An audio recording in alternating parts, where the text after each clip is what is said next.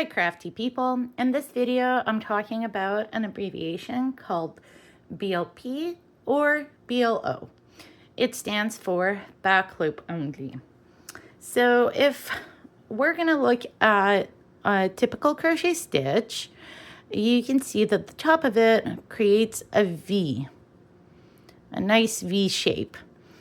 The back loop is the leg of the V that is furthest away from you.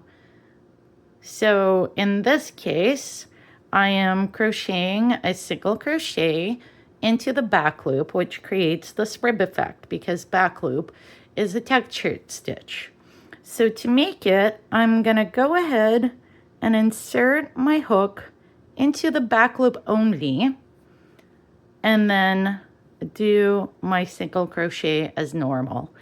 If a pattern doesn't specify which loop you're going into, you will go under both of the legs of the V and create a stitch.